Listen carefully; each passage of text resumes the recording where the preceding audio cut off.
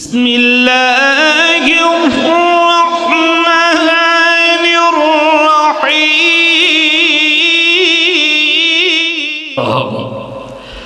نازا ہوں کہ شہادت کے گول رول رہا ہوں، میزان عقیدت پہ انہیں تول رہا ہوں، چھوٹا ہوں مگر بول بڑے بول رہا ہوں، تعریف محمد پہ زباں کھو رہا ہوں۔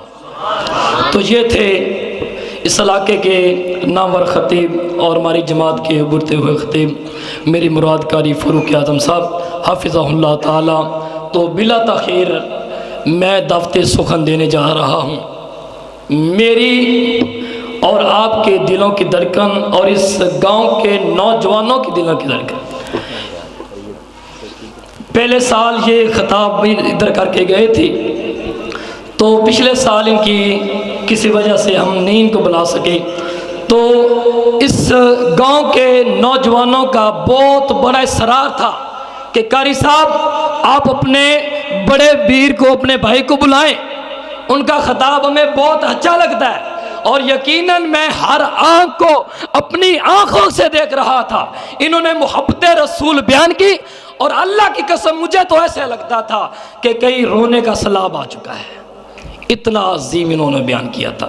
تو ماشاءاللہ یہ میرے کلاس فیلو بھی ہیں ماشاءاللہ اللہ نے، اور سیالکوٹ کے مرکزی خطیب الحمدللہ، سیالکوٹ کی دھرتی پہ 900 مسجد ہے اہل حدیث کی، اور یہ ادھر کے الحمدللہ یہ ہمارے لیے فخر ہے کہ ہمارے بڑے بھائی کو اللہ نے بڑی عزت سے نوازا ہے، مجھے دلی یہ خوشی ہوتی ہے۔ تو یہ ماشاءاللہ سیالکوٹ کے مرکزی خطیب ہیں، اللہ پاک ان کی عمر ان کے علم میں برکت فرمائے۔ تو دعوت خطاب دینے جا رہا ہوں۔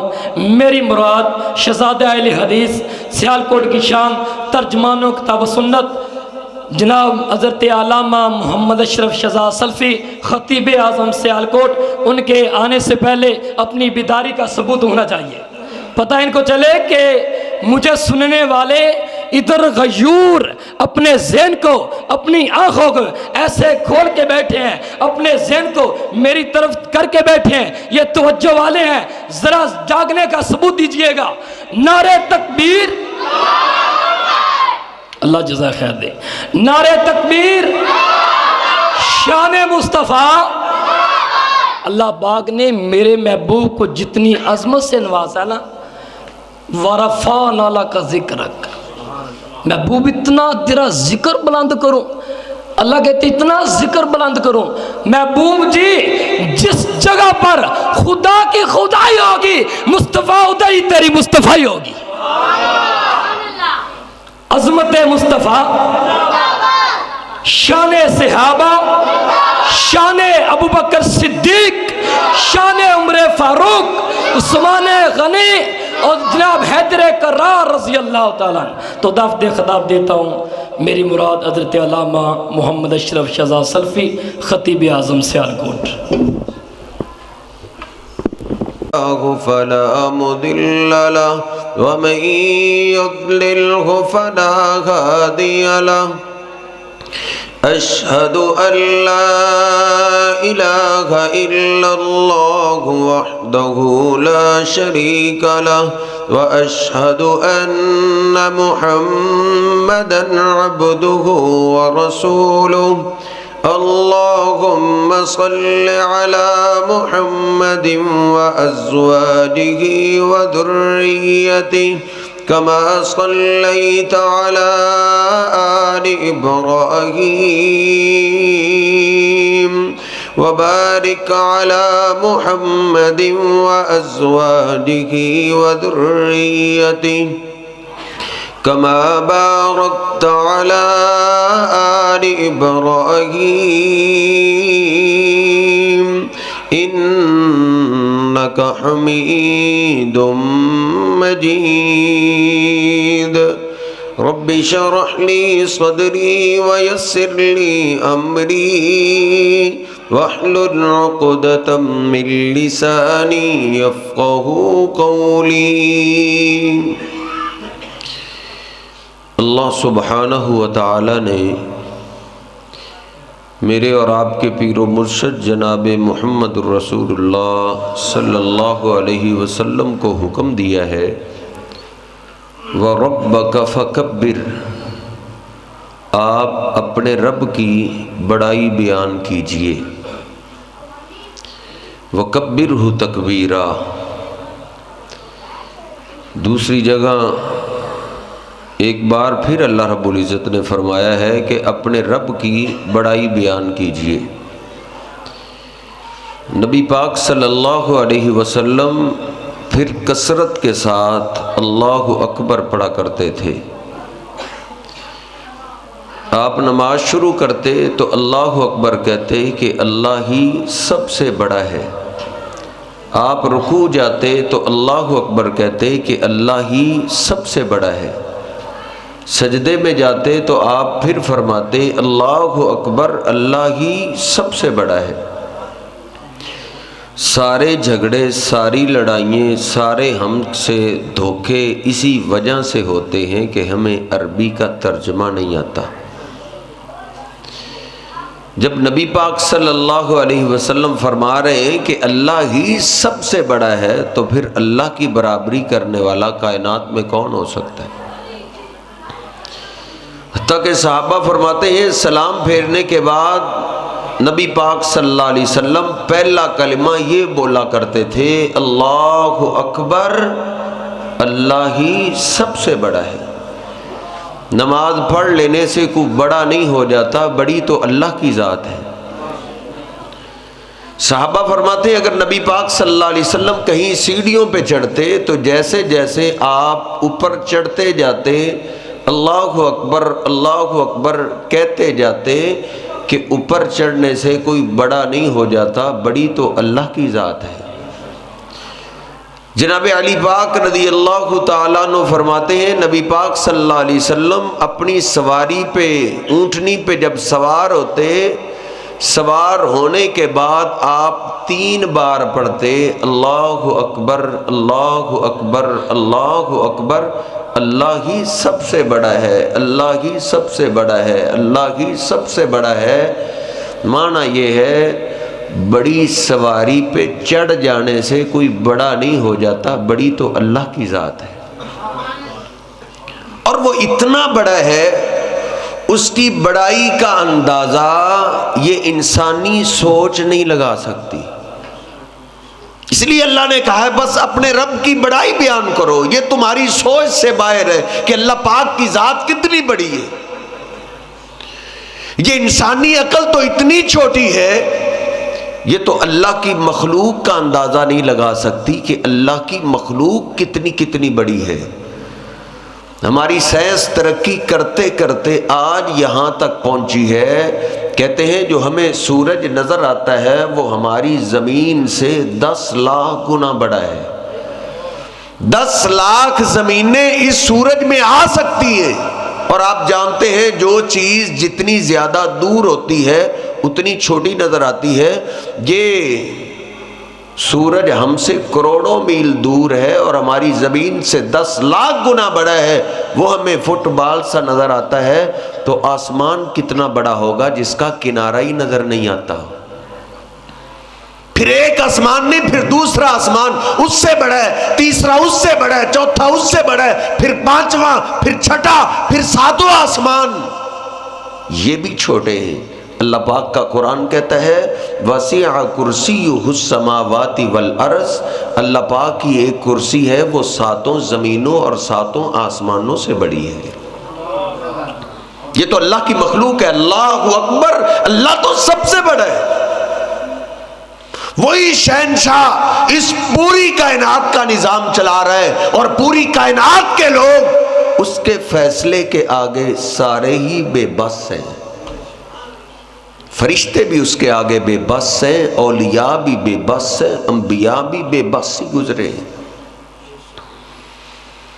ایک ایک پیغمبر کی بات کروں، ایک ایک ولی کی بات کروں تو ساری رات گزر جائے گی۔ اللہ رب العزت نے آپ کو دولت دی ہے، اللہ آپ کے کاروبار میں برکتیں عطا فرمائے، اللہ آپ کو اور زیادہ دولت دے، لیکن مجھ سے آپ محبت یہ کریں کہ آپ میری بات سنیں۔ ایسے نہیں چاہیے، آپ کی توجہ چاہیے. آپ میری طرف توجہ کیجئے.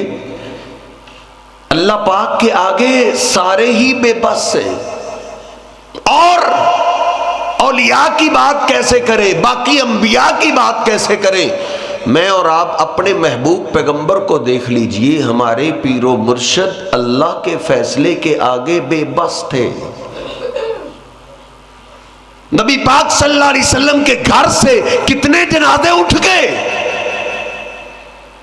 اللہ کی مرضی سے دنیا میں لوگ آتے ہیں اور اللہ کی مرضی سے ہی جاتے ہیں. جانے والوں کو دنیا کی کوئی طاقت روک نہیں سکتی. جس کو اللہ لے جائے اس کو کس نے روکنا ہے.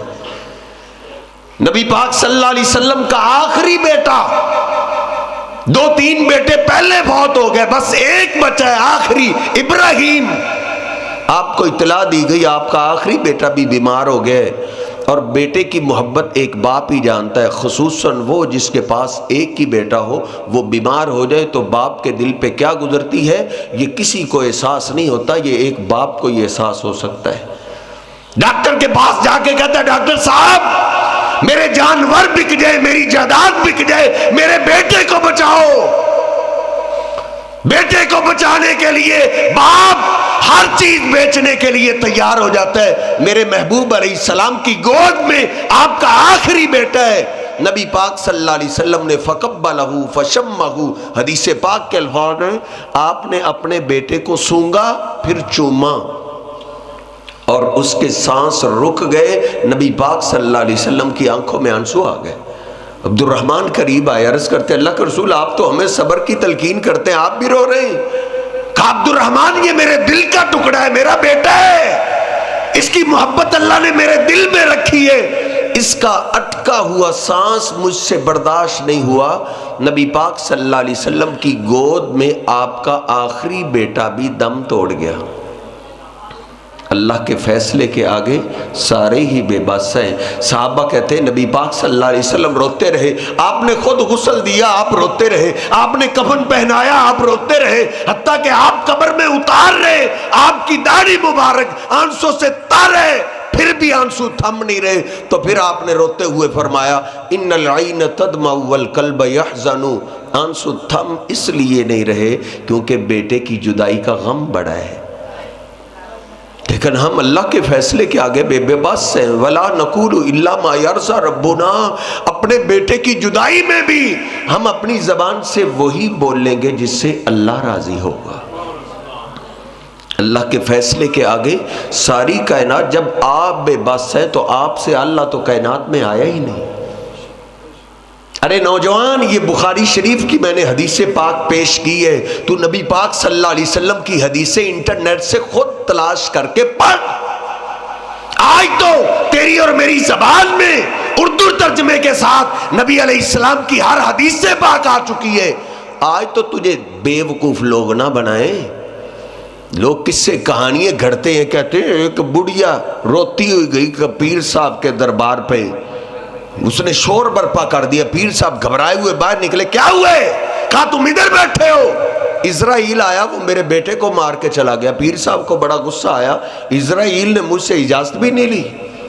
ادھر سے کھڑے ہی نا انہوں نے ہاتھ اوپر کیا، اسرائیل ابھی رستے میں تھا، روحوں کی تھیلی اس کے ہاتھ میں تھی، چھین لی، زمین پہ چھٹا دیا، جتنے اس دن مرے تھے سارے زندہ ہو گئے تھے.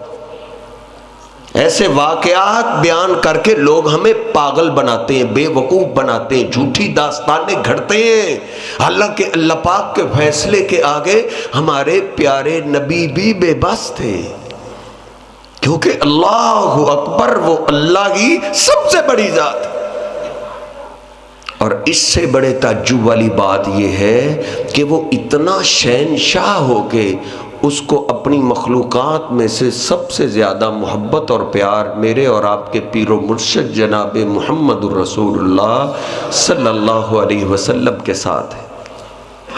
بس یہی آج کا سبق ہے. 10 منٹ میں یاد کر لو، 20 میں، 30 میں، کہ اللہ پاک کو سب سے زیادہ محبت پیار کس سے ہے؟ اپنے محبوب آخری پیغمبر سے. اور اس بات کا جبریل امین کو تو اچھے طریقے سے پتا تھا. کیونکہ ان کا آنا جانا تو ہر پیغمبر اور رسول کے پاس تھا. یہی وجہ ہے معراج کی رات نبی پاک صلی اللہ علیہ وسلم کو لے کر جبریل امین بیت المقدس میں پہنچے. بیت المقدس انبیاء سے بھرا ہوئے. کہا اے جبریل یہ کون سے لوگ ہیں؟ کہا اللہ پاک نے اپنی قدرت اور طاقت سے تمام رسولوں اور انبیاء کو جمع کر دیے. کہا کس لیے جمع کیے؟ کہا اللہ پاک نے ان کو 2 رکعت نماز پڑھنے کا حکم دیے. کہا پڑھ کیوں نہیں رہے؟ کہا ان کو اپنے امام کا انتظار ہے. کہا ان کا امام کون ہے؟ جبریل امین نے میرے اور آپ کے آقا و مولا کے ہاتھ سے پکڑا. کہا آقا یہ جماعت اگرچہ رسولوں کی ہی کیوں نہ ہو، اللہ کو تو سارے رسولوں سے ہی پیار ہے، لیکن سارے رسولوں سے زیادہ اللہ کو پیار آپ سے ہے. آپ کی موجودگی میں کوئی پیغمبر بھی مصلی امامت پہ نہیں آ سکتا. اللہ پاک کو اپنی مخلوقات میں سے کیا انبیاء میں سے بھی سب سے زیادہ محبت اور پیار ہمارے پیارے نبی سے. جبریل امین کا ماننا یہ کوئی انوکھی بات نہیں. انوکھی بات تو یہ ہے زمین پہ ایک فرشتہ تو وہ آیا ہے. نبی پاک صلی اللہ علیہ وسلم فرماتے ہیں لم ينزل الارض قط، اس نے اللہ کی دھرتی کو دیکھا ہی پہلی دفعہ تھا. وہ بھی اس نے اللہ سے اجازت مانگی، اے اللہ مجھے بھی زمین پہ جانے کی اجازت دے دے. ہزاروں سال ہو گئے اللہ کی دھرتی بنی کو، آج تک تو نے اجازت نہیں مانگی، آج کیوں اجازت مانگ رہے؟ کہتا ہے اللہ مجھے بھی زمین پہ جانے کی اجازت دے، میں زمین پہ جا کے تیرے آخری محبوب پیغمبر کا دیدار بھی کرنا چاہتا ہوں اور ان کو سلام بھی کرنا چاہتا ہوں. نبی پاک صلی اللہ علیہ وسلم نے فرمایا اس نے آسمانوں سے زمین تک کا سفر صرف مجھے سلام کرنے کے لیے کیے. اللہ رب العزت نے فرمایا او میرے فرشتے میرے محبوب کے پاس مہمان بن کے جا رہے ہو، جو مہمان جاتا ہے وہ تحفہ لے کر جاتا ہے، جاؤ میرے پیغمبر کے پاس تم بھی تحفہ لے جاؤ. بتاؤ جا کے ان فاطمہ سیدۃ نساء اہل الجنہ، آپ اپنی بیٹی فاطمہ سے بڑا پیار کرتے ہیں، آج سے اللہ نے آپ کی بیٹی فاطمہ کو جنتی عورتوں کا سردار بنا دیا ہے. وَإِنَّ الْحَسَنَ وَالْحُسَيْنَ سَيِّدَا شَبَابِ أَهْلِ الْجَنَّةِ، اور بتانا آپ اپنے نواسوں سے بڑا پیار کرتے ہیں، حسنین کریمین سے بڑی محبت کرتے ہیں. آج سے اللہ پاک نے حسن و حسین کو جنتی جوانوں کا سردار بنا دیا ہے. آسمانوں میں کوئی ایک فرشتہ تو نہیں رہتا. بخاری شریف میں نے خود پڑھا ہے، نبی پاک صلی اللہ علیہ وسلم فرماتے ہیں معراج کی رات 7ویں آسمان کے اوپر میں نے اللہ کا ایک گھر دیکھا ہے، بیت المعمور دیکھا ہے. فرشتے اس گھر کا طواف کر رہے تھے. میں نے پوچھا اے جبریل یہ کیا ہے؟ کہا جس طرح مکہ میں تمہارا اللہ کا گھر ہے، یہ بیت المعمور فرشتوں کا اللہ کا گھر ہے. ہر روز 70,000 فرشتے طواف کر کے چلے جاتے ہیں. ایک دفعہ جو طواف کر کے نکل جائے قیامت تک دوبارہ اس کی باری نہیں آئے گی. اتنی فرشتوں کی تعداد ہے. اللہ پاک کا قرآن کہتا ہے ان اللہ و ملائکتہ یصلون علی النبی. او کائنات کے لوگوں، یہ آسمان کے سارے فرشتے اللہ کو خوش کرنے کے لیے اللہ کے آخری محبوب پیغمبر پہ درود پڑھتے رہتے ہیں. ان فرشتوں کو پتہ ہے اللہ پاک کو سب سے زیادہ محبت اور پیار کس سے؟ وہ اللہ کو خوش کرنے کے لیے ہمارے پیارے نبی پہ درود پڑھتے ہیں. لیکن اللہ کو تو انتظار ہے نا میرے اور آپ کے درود کا، کہ میرے محبوب پیغمبر کے غلام کو کب وقت ملے گا، وہ درود کب پڑھے گا. نبی پاک صلی اللہ علیہ وسلم فرماتے ہیں من صلی علیہ مرتن صلی اللہ علیہ 10 مرات، جو میرا غلام ہو کے مجھ پہ ایک بار درود پڑھتا ہے اللہ پاک فوراً اس پہ 10 رحمتیں نازل کرتا ہے. فرشتوں کا یہ ماننا یہ بھی کوئی تعجب والی بات نہیں. تعجب کی بات تو یہ ہے کہ اس سبق کو تو مدینہ پاک کا ایک ایک جانور بھی جانتا تھا کہ اللہ پاک کو سب سے زیادہ محبت اور پیار کس سے. نبی پاک صلی اللہ علیہ وسلم تشریف فرمائے، ایک انصاری صحابی آیا، عرض کرتا اللہ کے رسول ہمارے باغ میں ایک اونٹ ہے، وہ سرکش ہو گیا ہے، کسی کو باغ میں جانے نہیں دیتا۔ قد عطش الزرع والنخل، کھیتی اجڑ گئی، باغ ویران ہو گیا، کئی دن ہو گئے ہم تو باغ کو پانی نہ لگا سکے، اللہ کے رسول آؤ ہمارے اور اونٹ کے درمیان صلح کروا دیجئے۔ نبی پاک صلی اللہ علیہ وسلم فرماتے ہیں صحابہ آؤ ان کے اور ان کے اونٹ کے درمیان صلح کرواتے ہیں۔ نبی پاک صلی اللہ علیہ وسلم چلتے چلتے آپ نے باغ کے دروازے پہ ہاتھ رکھا، ایک صحابی جلدی سے آگے بڑھا، عرض کرتا اللہ کے رسول انا نخاف علیک صولتا، اللہ کے حبیب میرا دل کانپ رہا ہے۔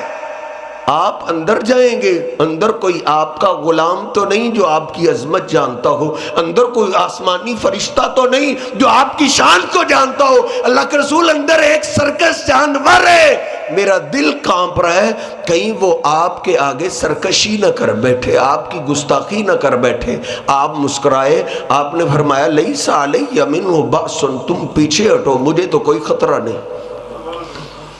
نبی پاک صلی اللہ علیہ وسلم نے باغ کا دروازہ کھولا ہے، آپ اندر انٹر ہوئے، صحابہ کہتے ہیں اونٹ نے دوسرے کونے سے دیکھا، باغ نکلا۔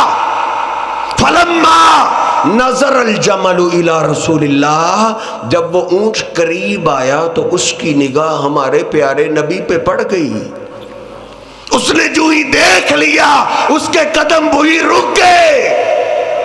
صحابہ کہتے بڑے دھیمے قدموں کے ساتھ اپنے سر کو جھکاتا آ رہا ہے اور دھیرے دھیرے نبی پاک صلی اللہ علیہ وسلم کے قریب آ رہا ہے۔ خر بین یدیہ ساجدا، اس نے آتے ہی اپنا سر میرے محبوب کے قدموں میں رکھ دیا۔ اس کو پتہ چل گیا ہے آج سرکشی والی ذات نہیں آئی، اس کو پتہ ہے آج کون آئے، وہ آئے جس سے اللہ سب سے زیادہ محبت اور پیار کرتا ہے۔ اگر میں نے ان کی نافرمانی کی تو میرا رب مجھے چھوڑے گا نہیں۔ اس کو پتہ ہے آج کون آیا ہے۔ صحابہ کہتے ہیں نبی پاک صلی اللہ علیہ وسلم نے اپنا شفقت بھرا ہاتھ اس کے سر پہ پھیرا، حن وضربت عینا۔ صحابہ کہتے ہیں یہ محبت کا منظر تو ہم نے پہلی دفعہ دیکھا ہے، ادھر سے شفقت بھرا ہاتھ لگا اور اس اونٹ کی آنکھوں میں بھی آنسو آ گئے۔ وہ جانور بھی کیا خوش نصیب ہوا کرتے تھے جو ہمارے محبوب کا دیدار کرتے تھے، صرف دیدار ہی نہیں میرے پیغمبر کے قدم چومتے تھے۔ نبی پاک صلی اللہ علیہ وسلم اس کے سر پہ ہاتھ پھیر رہے اور اونٹ آپ کی محبت میں رو رہے۔ صحابہ کہتے ہیں اتنی دیر آپ نے شفقت والا ہاتھ اٹھایا نہیں جب تک اونٹ نے رونا بند نہیں کر دیا۔ میں کیسے مان لوں، ہم نے اپنے محبوب کو مانا ہے، نبی پاک صلی اللہ علیہ وسلم سے تو اونٹ کا رونا برداشت نہیں ہوتا، نادان انسان مجھ اور آپ سے تو ماں کا رونا بھی برداشت ہو جاتا ہے۔ ہم تو اتنے سنگ دل بھی ہیں، باپ روتا رہے اتنا پتھر دل ہو گیا ہے، یہ میرے محبوب کا غلام ہو کے اتنا سخت ہو گیا ہے، باپ کے آنسو اس کے پتھر دل کو نہیں بھگلاتے۔ نبی پاک صلی اللہ علیہ وسلم اونٹ کے رونے کو دیکھ کے آپ بھی رو رہے ہیں۔ جب تک آپ اس نے رونا بند نہیں کیا، آپ نے شفقت بھرا ہاتھ نے اس نے رونا بند کیا، پھر آپ نے پوچھا لمن ھذا الجمل، اس اونٹ کا مالک کدھر ہے؟ ایک صحابی روتا ہوا آیا، عرض کرتا اللہ کے رسول یہ میرا اونٹ۔ کہا انک تجیئہ وتدیبہ، یہ اونٹ آپ کی شکایت کر رہا ہے، آپ اس سے کام تو بہت زیادہ لیتے لیکن اس کی خوراک کا خیال ہی نہیں رکھتے۔ قربان جائیں اپنے محبوب پیغمبر پہ۔ میرے حبیب صرف ہم انسانوں کے لیے ہی تو رحمت بن کے نہیں آئے، آپ تو جانوروں کے لیے بھی رحمت بن کے آئے ہیں۔ عرض کرتا اللہ کے رسول آئندہ سے شکایت کا موقع نہیں ملے گا۔ اس نے سواری کی مہار پکڑی، چلتا بنا، باقی صحابہ نے آپ کو گھیر لیا، عرض کرتے اللہ کے رسول یہ اونٹ ہو کے آپ سے محبت کرتا ہے؟ تو اللہ کے رسول محبت تو ہم بھی کرتے ہیں، ہماری اولادیں قربان، ہمارا مال قربان، ہماری جان تک آپ پہ قربان ہے۔ اللہ کے رسول یہ محبت کا اظہار آپ کو سجدہ کر کے کرتا ہے، افلا نسجد لک، کیا ہم بھی آپ کو سجدہ نہ کیا کریں؟ نبی پاک صلی اللہ علیہ وسلم نے فرمایا لا یصلح لبشر ان یسجد لبشر، نہیں میرے صحابہ، میری شریعت کے اندر اللہ پاک نے کسی بشر کو اجازت نہیں دی کہ وہ اللہ کے سوا کسی اور کو سجدہ کرے۔ فقیر آیا ہوا مہمان پھر منت کر کے آپ سے پوچھ سکتا ہے نا، اگر میرے اور آپ کے محبوب پیغمبر اللہ کے سوا اس امت کے لیے سجدے کے لائق نہیں ہے تو آپ سے اعلیٰ پھر کائنات میں کون ہے؟ کیا تیرا دماغ کام نہیں کرتا کہ نبی علیہ السلام وہ ہیں جن کی شان کا مقابلہ انبیاء بھی نہیں کر سکتے؟ اگر وہ سجدے کے لائق نہیں ہے تو اللہ کے سوا پاکستان میں بھی کوئی سجدے کے لائق نہیں ہے، کیونکہ آپ سے اللہ کون ہے؟ آپ خود فرماتے ہیں دو فرشتوں کو تو میں نے دیکھا ہے، ایک کے ہاتھ میں ترازو تھا، وہ زمین آسمان کے درمیان ٹھہر گیا، دوسرا میرے پاس آیا، اس نے مجھے اٹھا لیا، ترازو کے ایک پلڑے میں رکھا، دوسرے پلڑے کے اندر ایک آدمی، میرا وزن بھاری، پھر 10 کے مقابلے میں تولا گیا، میرا وزن پھر بھی بھاری، پھر 100 کے مقابلے میں، پھر 1000 کے مقابلے میں، 1000 سے پلڑا بڑھ گیا، فرجحت علی الالف، آپ فرماتے 1000 کے مقابلے میں بھی میرا وزن بھاری رہا۔ دوسرا فرشتہ بول اٹھا، ارے ان کو کب تک تولو گے؟ ان کے مقابلے میں ساری کائنات بھی تول دو، ان کا وزن پھر بھی بھاری رہے گا۔ اگر اللہ کے سوا وہ سجدے کے لائق نہیں ہے تو کوئی سجدے کے لائق نہیں ہے۔ یہ تیرا اور میرا سر بڑا قیمتی ہے، دنیا کی دولتیں اس کی قیمت ادا نہیں کر سکتی۔ یہ قیمتی سر اللہ کے سامنے جھکے، کسی انسان کے سامنے نہ جھکے۔ تو میں عرض کر رہا تھا جانور بھی اس بات کو جانتے ہیں کہ اللہ پاک کو سب سے زیادہ محبت اور پیار کس سے؟ جانور کیا یار، مسلم شریف میں نے خود پڑھا ہے اس بات کو۔ اس دور کے ایک ایک درخت بھی جانتے تھے کہ اللہ پاک کو سب سے زیادہ محبت اور پیار اپنے آخری پیغمبر سے ہے۔ مسلم شریف میں نے پڑھا ہے نبی پاک صلی اللہ علیہ وسلم کا گزر ایک جنگل سے ہو رہا ہے، آپ کو پردے کی ضرورت پیش آئی، کوئی دیوار نہیں، کوئی کمرہ نہیں، آپ نے دیکھا یہ دو درخت دور دور کھڑے ہیں، اگر یہ مل گئے تو پردہ بن جائے گا۔ نبی پاک صلی اللہ علیہ وسلم چلتے چلتے نا ایک درخت کے پاس پہنچے، فَأَخَذَ بِغُصْنٍ مِّنْ أَغْصَانِهَا، آپ نے اس درخت کی ایک ٹہنی کو پکڑا اور اس کو گھنٹے 2 گھنٹوں کا لیکچر نہیں دیا، ایک بار بولا انقادی علی باذن اللہ، او درخت اللہ کے حکم سے میرے ساتھ چلو۔ اس درخت کو پتا ہے مجھے آرڈر کس نے دیا ہے؟ یار تجھے تھانے دار کی کال آ جائے نا، تجھے پتا ہوتا ہے کال کس کی آئی ہے؟ ایس ایچ او کا پیغام آ جائے تجھے جوتا پہننا یاد نہیں رہتا، تجھے پتا ہے مجھے پیغام کس نے دیا ہے؟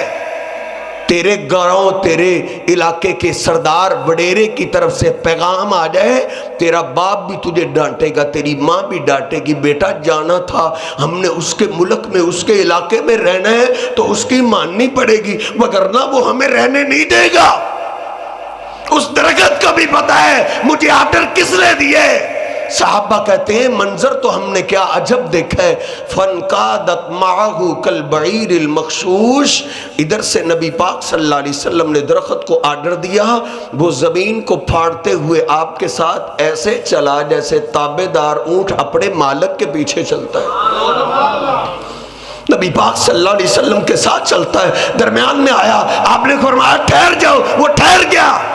آپ چلتے چلتے دوسرے درخت کے پاس پہنچے، کوئی ایسی بات نہیں کہ ایک درخت ایسا تھا، نہیں وہ سارے ہی بڑے خوش نصیب تھے۔ نبی پاک صلی اللہ علیہ وسلم نے اس کی بھی ایک ٹہنی کو پکڑا اور اس کو بھی ایک بار بولا انقادی علیہ باذن اللہ، او درخت اللہ کے حکم سے میرے ساتھ چلو۔ صحابہ کہتے ہیں وہ بھی درخت زمین کو پھاڑتے ہوئے آپ کے ساتھ چل پڑے۔ درخت تو چل پڑے ہیں نا، پھر مجھے معاف کیجئے میں اور آپ تو نہیں نہ چلے، مجھے اور آپ کو تو فکر ہے نا دوسروں کی، فلاں گستاخ ہے، فلاں گستاخ ہے، فلاں محبت نہیں کرتا، فلاں عشق نہیں کرتا۔ اپنے آپ کو نہ میں نے چیک کیا نہ آپ نے چیک کیا، ذرا دیکھ تو صحیح، درختوں کو تو آپ نے ایک بار بولا انہوں نے اپنی جگہ چھوڑ دی، مجھے اور آپ کو تو نبی پاک صلی اللہ علیہ وسلم ساری زندگی کہتے رہے تو اپنے دوستوں میں بیٹھا ہے، تاش کے اڈے پہ بیٹھا ہے، حقے کی مجلس میں بیٹھا ہے، کھیل کے میدان میں ہے، ٹی وی پہ بیٹھا ہے، اپنے بیوی بچوں پہ بیٹھا ہے، دکان پہ بیٹھا ہے۔ جب اللہ کے گھر سے اذان کی آواز آئے تو ہر کام چھوڑ دے، چل مسجد کی طرف، میں اور آپ چلے چلے؟ درخت تو چل پڑے نا، ان کو تو پتہ چل گیا ہمیں آرڈر دینے والا کون ہے۔ ہمیں تو ساری زندگی آپ کہتے رہے، ساری زندگی کیا؟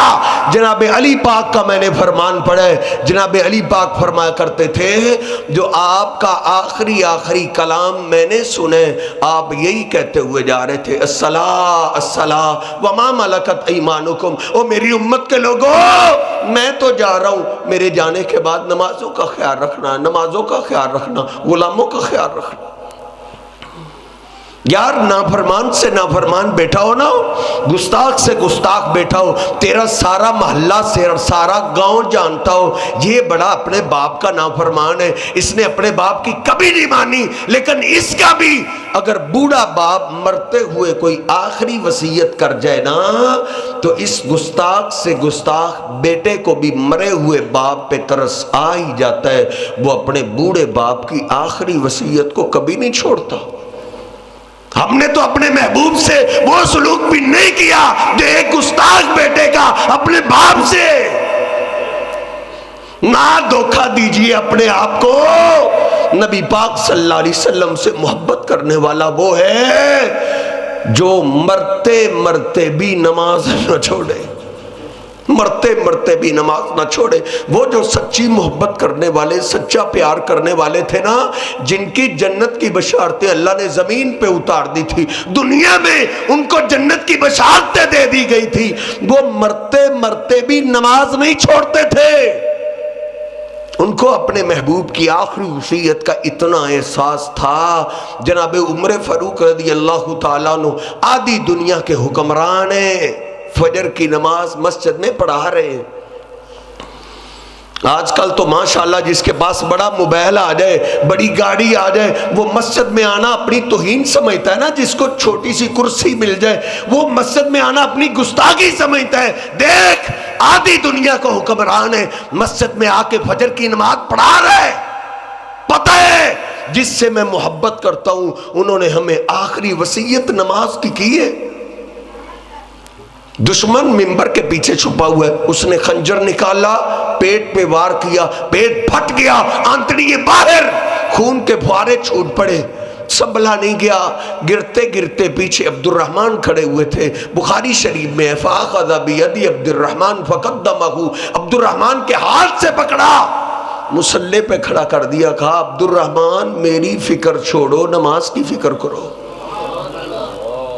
آدھی دنیا کو حکمران زمین پہ گرا ہوئے، وہ نماز پڑھ رہے۔ یہ تھے سچی محبت کرنے والے جو مرتے مرتے بھی نماز نہیں چھوڑتے تھے۔ نماز سے فارغ ہوئے، اتنا خون بہ گیا، قومے میں چلے گئے، بے ہوش ہو گئے، اٹھا کے گھر لے جایا گیا۔ ان کے ایک دوست تھے مصور میں مخرمہ، وہ آئے، کہا کیا بات ہے؟ کہا امیر المومنین ہوش میں نہیں آ رہے۔ کہا پیچھے ہٹو، مجھے پتہ ہے امیر المومنین کو سب سے زیادہ پریشان کرنے والی کون سی بات تھی، اگر کوئی رمق باقی ہوئی نا ضرور ہوش میں آ جائے۔ وہ پیچھے ہٹے۔ اب امیر المومنین کے کان کے قریب ہونٹ لگا کے کیا کہتے ہیں؟ الصلاۃ یا امیر المومنین، الصلاۃ یا مہائے، امیر المومنین آپ کی نماز جا رہی ہے۔ سب نے نماز پڑھ لی، امیر المومنین آپ نے ابھی فجر کی نماز نہیں پڑھی۔ کوئی شپرٹ، کوئی دعائی نہیں سنگائی گئی ہوش میں لانے کے لیے، نماز کی صدا لگی، فوراً اس سر کو ہلاتے ہوئے اٹھ بیٹھے، کہتے ہاں ہاں و ہاں ہاں لا حظ فی الاسلام من لا صلاۃ لہ، ہاں ہاں نماز ہی تو ہے، اس کا کوئی مذہب نہیں، کوئی دین نہیں جس کے پاس نماز نہیں۔ پانی لاؤ، پانی لاؤ۔ کہا پانی کا کیا کرنا ہے؟ کہا تم سب نے نماز پڑھ لی ہے، ابھی عمر نے فجر کی نماز نہیں پڑھی، پانی لاؤ، کہیں نماز کے بغیر اللہ سے ملاقات نہ ہو جائے۔ کہا آپ زخمی ہیں، آپ تیمم کر لیں۔ کہا نہیں، میرے وضو والے اعضاء زخمی نہیں ہیں، ہو سکتا ہے عمر کی یہ آخری نماز ہو، عمر آخری نماز وضو کر کے ادا کرے گا۔ یہ تھے سچی محبت کرنے والے جو مرتے مرتے بھی نماز نہیں چھوڑتے تھے. ان کی جنت کی بشارتیں پھر کیسے آئی؟ آپ نے فرمایا میرے صحابہ، اللہ پاک نے مجھے شہداء کے گھر دکھائے، شہداء کی کالونی، شہداء کے میں ٹاؤن دیکھ رہا تھا. ایک محل تو بڑا ہی دلکش تھا، میرے قدم رک گئے. میں نے کہا یہ تو بڑا ہی خوبصورت محل ہے، اے جبریل یہ شاندار محل کس کا ہے؟ کہا یہ ایک قریشی کا ہے. کہا قریشی تو میں ہوں، یہ محل کس کا ہے؟ کہا یہ آپ کے غلام عمر فاروق کا محل ہے. وہ تھے ایسی محبت اور ایسا پیار کرنے والے، اللہ پاک نے ان کی جنت کی بشارتیں زمین پہ اتار دی تھی. میرے استاد محترم تشریف لے آئے. نعرے تکبیر، شان مصطفیٰ، شان مصطفیٰ. میرے موسم میرے مربی استاد سازدہ ابو محمد ادریس عصری حافظ اللہ تعالی. ماشاءاللہ. جان میں عرض کر رہا تھا درخت بھی اس محبت کو جانتے تھے. درخت کیا، ایک ایک پتھر، ایک ایک پہاڑ بھی اس محبت کو جانتا ہے. مسلم شریف میں حدیث پاک ہے، نبی علیہ السلام فرماتے ہیں انی لعارف حجرا کان یسلم علی قبل ان ابعث. ابھی جبریل امین میرے پاس پہلی وحی اقرا بسم ربک الذی خلق لے کر نہیں آئے تھے، اس سے پہلے بھی ایک پتھر کو میں آج بھی جانتا ہوں. اس پتھر کے پاس سے میں جب بھی گزرتا تھا تو وہ پتھر مجھے سلام کیا کرتا تھا. پتھر کیا، پہاڑ. بخاری شریف میں نے پڑھا ہے نبی پاک صلی اللہ علیہ وسلم مدینہ پاک سے باہر نکلے، سامنے احد پہاڑ دکھائی دیا. آپ نے بڑی پیاری بات فرمائی. آپ نے فرمایا ھذا جبل یحبنا ونحب. یہ جو احد پہاڑ ہے جس کے پاس ہم کبھی کبھی جاتے ہیں، صرف ہم بھی اس سے محبت نہیں کرتے، یہ احد پہاڑ بھی مجھ سے پیار کرتا ہے. قربان جائیں، ہم تو اس پہاڑ کو بھی سلام پیش کرتے ہیں جو نبی پاک صلی اللہ علیہ وسلم سے پیار کرتا تھا. بس اسی بات کو آپ نے آج ہی سوچئے، کل سوچئے، پرسوں سوچئے، تنہائی میں بیٹھ کے سوچئے کہ وہ پہاڑ کیا ہے. نہ اس کو زبان ملی ہے، نہ وہ بولتا ہے، نہ نعرے لگاتا ہے، کچھ نہیں کرتا. تو اس نے کیا کیا کہ نبی پاک صلی اللہ علیہ وسلم مان گئے ہیں کہ یہ مجھ سے محبت کرتا ہے. یار محبت کے دعوے میں تو میں بھی پیچھے نہیں، آپ بھی پیچھے نہیں، سب بھی پیار اور محبت کرنے والے. لیکن میری اور آپ کی محبت کا پتہ تو موت کے وقت چلے گا نا، کس کی محبت قبول ہے، کس کی مردود ہے. اور پہاڑ نے کیا کیا کہ اللہ کے پیغمبر دنیا میں مان گئے ہیں کہ یہ پہاڑ مجھ سے پیار کرتا ہے. آؤ اس پہاڑ سے ہی میں اور آپ سیکھیں محبت کس کو کہتے ہیں. ہم نے اس کو بازاری محبت شاید سمجھ لی ہے، ہم نے ہلڑ بازی کو محبت سمجھ لی ہے، ہم نے نعرے بازی کو محبت سمجھ لی ہے. لیکن احد پہاڑ نے کیا کیا؟ میں نے احد پہاڑ کے بارے میں ساری ریسرچ کی ہے، ساری حدیثیں پڑھی ہیں کہ احد پہاڑ نے کیا کیا، کس ادا کی وجہ سے نبی پاک صلی اللہ علیہ وسلم مان گئے کہ یہ پہاڑ مجھ سے پیار کرتا ہے.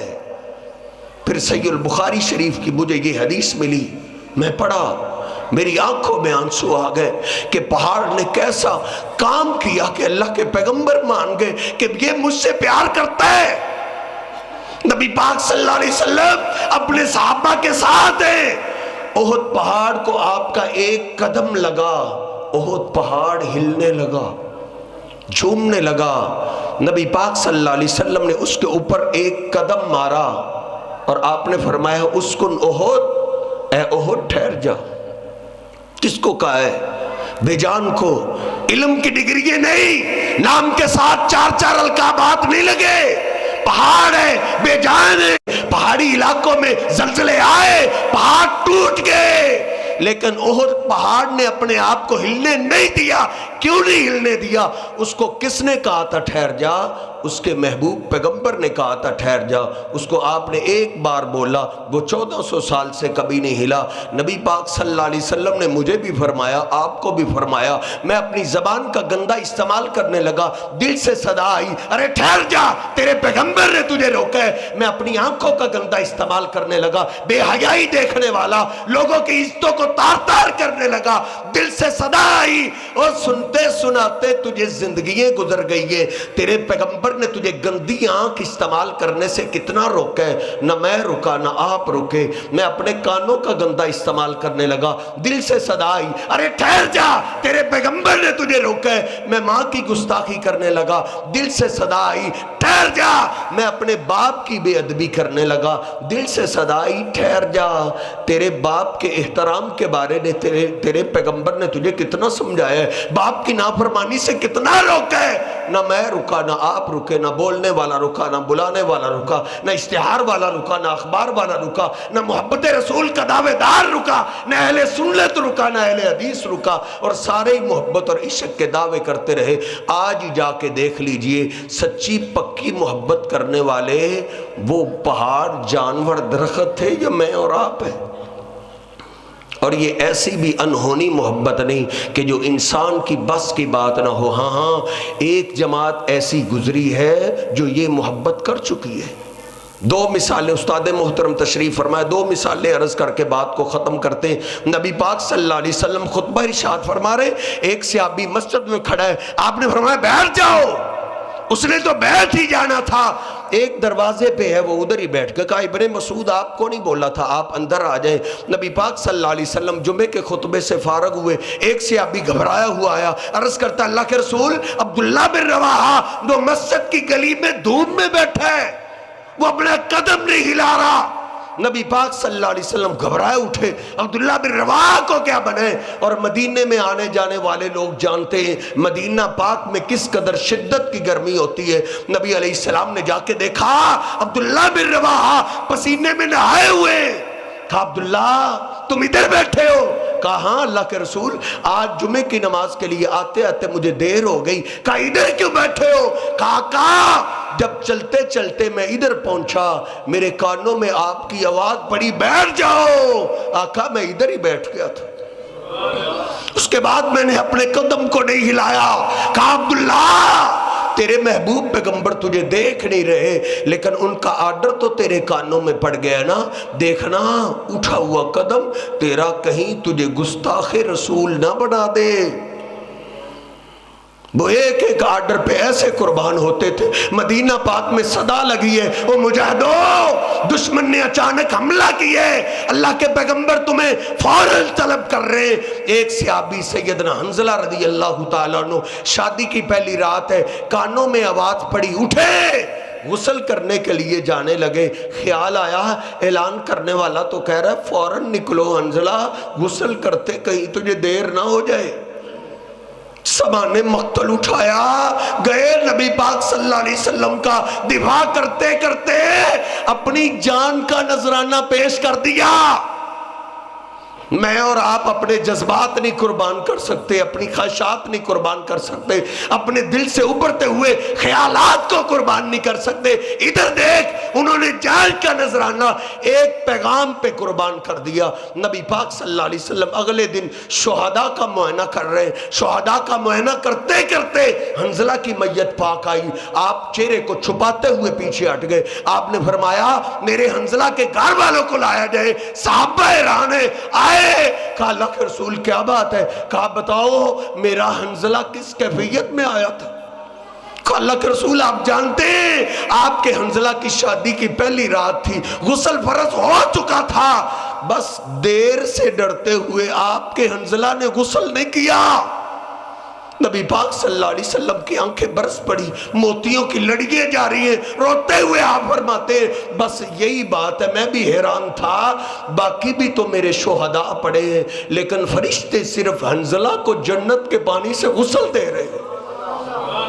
بہت سے صحیح محبت اور پیار کرنے والے انہوں نے حق ادا کیے۔ اللہ پاک نے مجھے اور آپ کو بھی فرمایا فَإِنْ آمَنُوا بِمِثْلِ مَا آمَنْتُمْ بِهِ فَقَدْ اهْتَدَوْا۔ محبت رسولی ایمان ہے، یہ محبت بازاری لوگوں کی طرح نہ لے کے آؤ، یہ محبت ویسے کرو جیسے صحابہ نے کی، اللہ نے ان کی محبت قبول کی ہے۔ اللہ رب العزت سے دعا ہے اللہ رب العزت مجھے اور آپ کو بھی اپنے محبوب پیغمبر کے سچے غلاموں میں شامل فرمائے، آپ سے سچی محبت کرنے کی توفیق عطا فرمائے۔ وَقُولُ قَوْلِي هَذَا أَسْتَغْفِرُ اللَّهَ لِي وَلَكُمْ وَلِسَائِرِ الْمُسْلِمِينَ۔